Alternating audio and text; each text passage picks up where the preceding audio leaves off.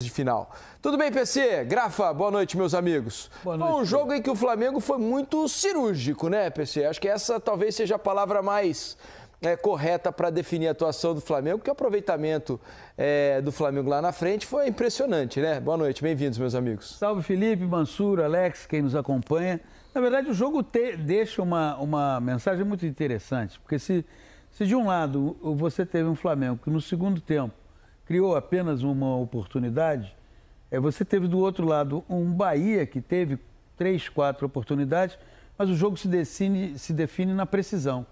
O Flamengo tem uma jogada de início de segundo tempo em que o De La Cruz cobra o escanteio de forma muito precisa, o movimento do Bruno Henrique aliado à impulsão deixam o Gabriel Xavier e o Santi Arias completamente desnorteados, faz o gol.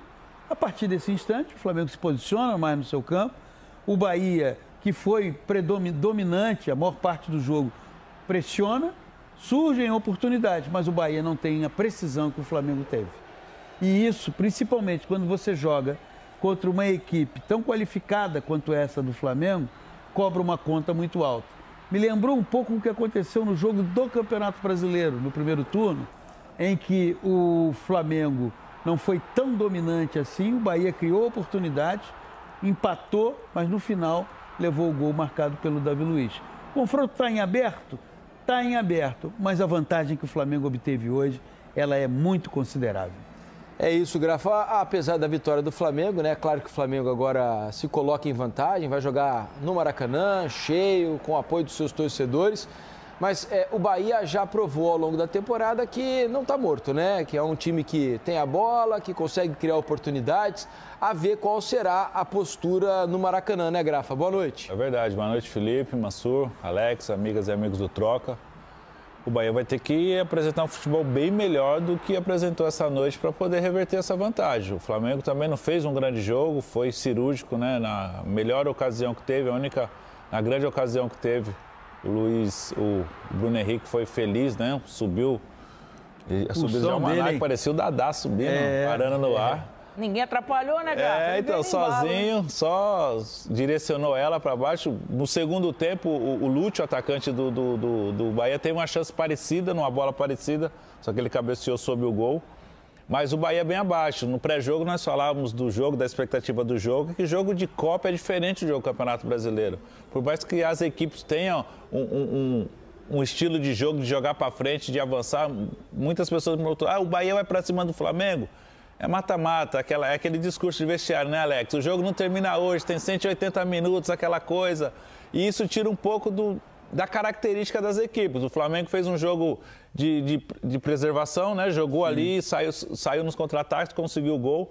Mas o Bahia muito abaixo, Cauli abaixo, Tassiano abaixo, Caio Alexandre abaixo. O Bahia cansou no final, né, Então, Grafa? quando esses jogadores, o jogo do Bahia não consegue se soltar, dificulta bastante. O Rogério fez as trocas no segundo tempo, o Depena entrou com o Ademir, teve uma melhora, teve um volume maior, mas o Bahia bem abaixo do que vem apresentando na temporada, vai ter que melhorar muito para o jogo da volta. E, Felipe, você vê uma coisa que faz diferença no jogo.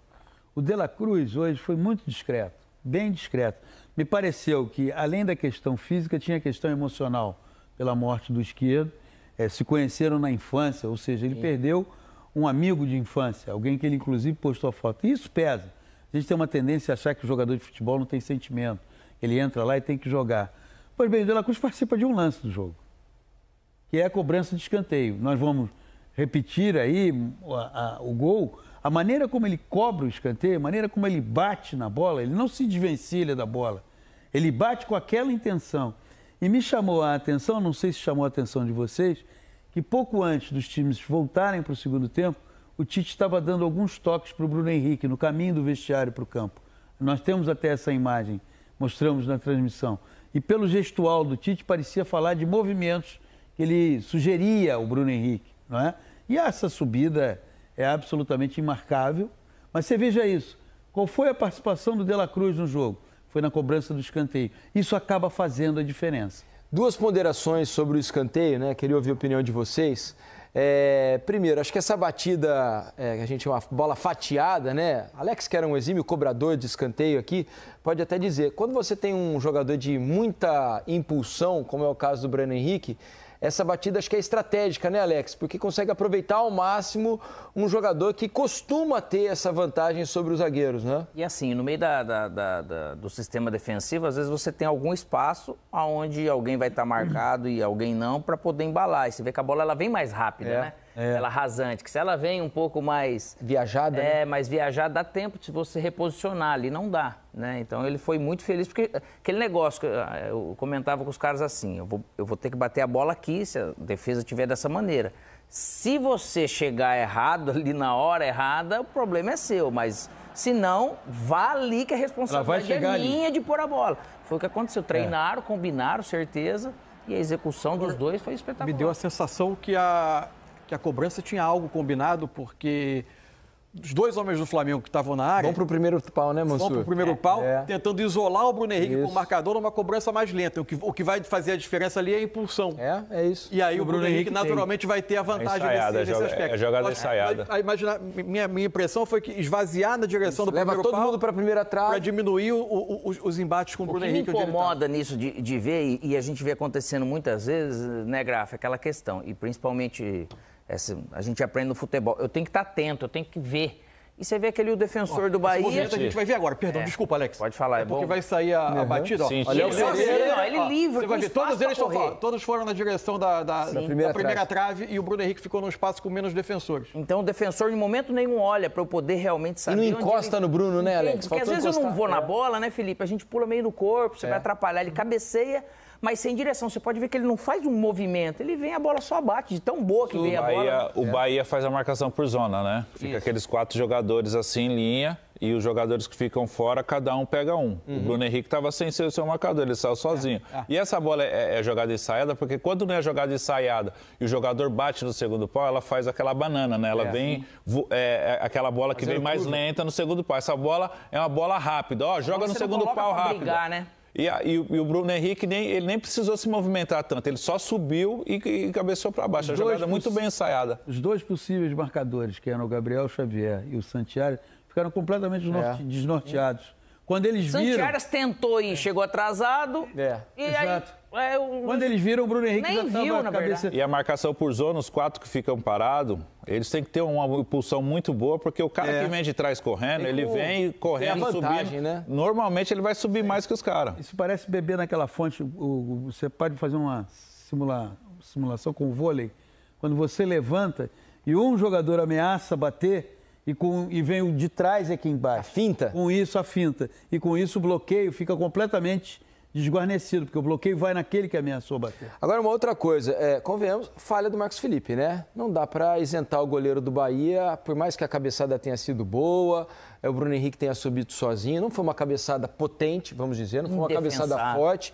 E muito próximo do Marcos Felipe, né? Então, é uma bola que está muito próximo dele, é uma cabeçada para baixo. A cabeçada para baixo é difícil, é muita dificuldade para o goleiro. Não era uma cabeçada rápida, né? Talvez o gesto técnico dele ali de tentar fazer assim atrapalhou um pouco. Talvez se ele vai meio de lado, assim, para jogar ela de lado... Era uma bola muito defensável. Né? Aí é de cada...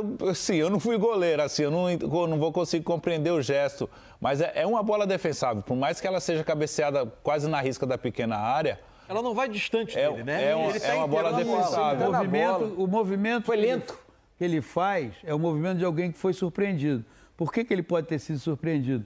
Porque, de repente, ele não conseguiu ter a leitura de que poderia acontecer se aquela bola chega no Bruno Henrique. Ele está seguindo a bola. Talvez o Rogério Ceni conseguisse evitar o gol. Não, mas ali, PC, ele está seguindo a bola saiu lá de trás, ele está aqui no gol.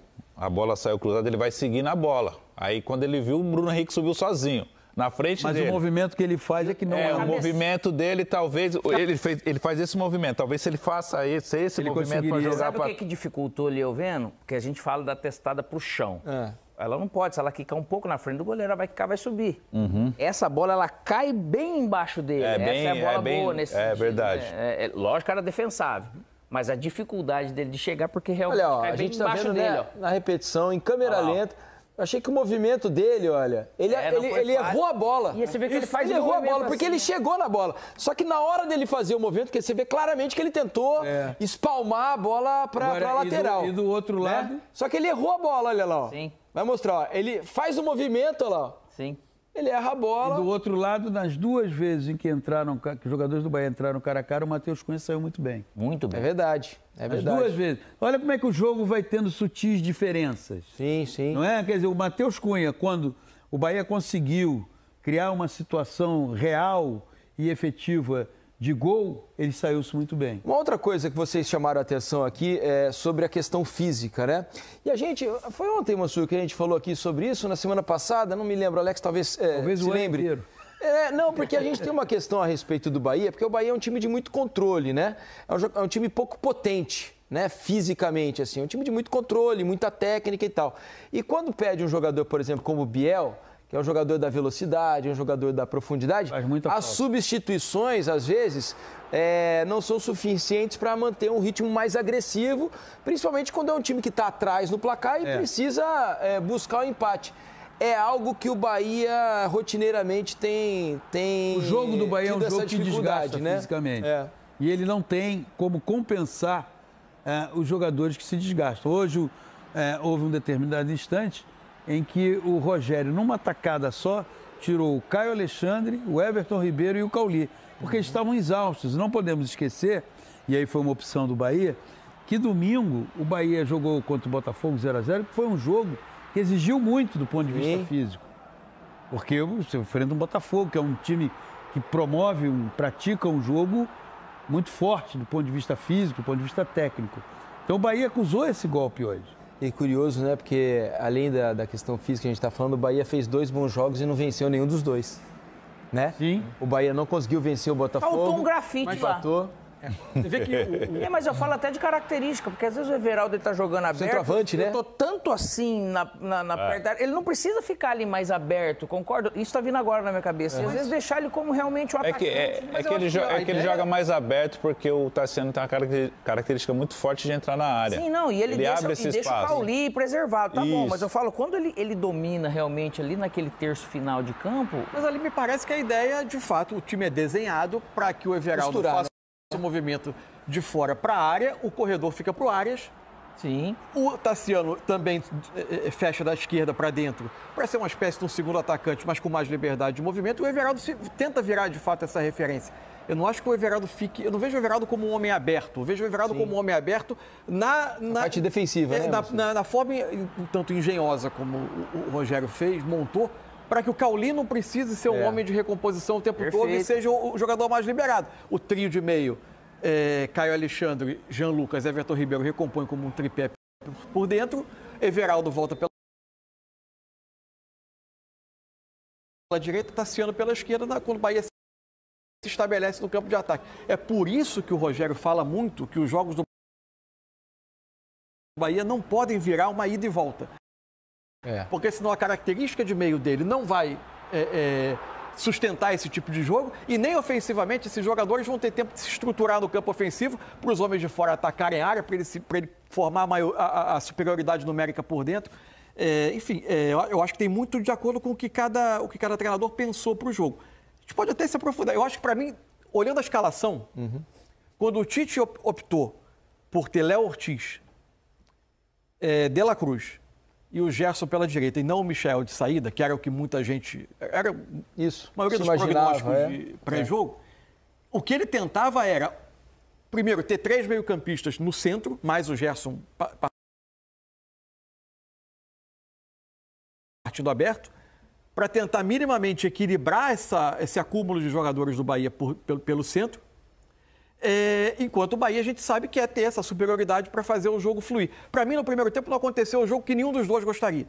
Foi ruim, porque em alguns momentos o Flamengo teve dificuldade de combater essa superioridade do Bahia por dentro. Sobravam alguns jogadores, mas o Bahia não transformava isso em chance clara. E o Flamengo também não conseguia ter controle da bola para minimamente aliviar a pressão e gerar a chance do outro lado do campo. Teve uma no momento em que teve a inversão do Luiz Araújo para a esquerda com o Gerson, né? O Luiz Araújo pela esquerda faz uma jogada que vem atrás e o Gerson bate. No segundo tempo saiu o gol do Flamengo, mas após o gol do Flamengo, aí sim, acho que o Bahia tem o seu melhor momento no jogo. Foi. Porque como o Gerson recompunha pelo lado... O afastado voltou, acho que no final de semana a se relacionar. Pela característica, o Ademir é um jogador que tem que estar em plena forma para poder render, porque a principal qualidade é a velocidade. Deixa eu agradecer aqui Paulo César Vasconcelos, o Grafa, que participaram com a gente para falar do jogo. Obrigado, meus amigos. Valeu.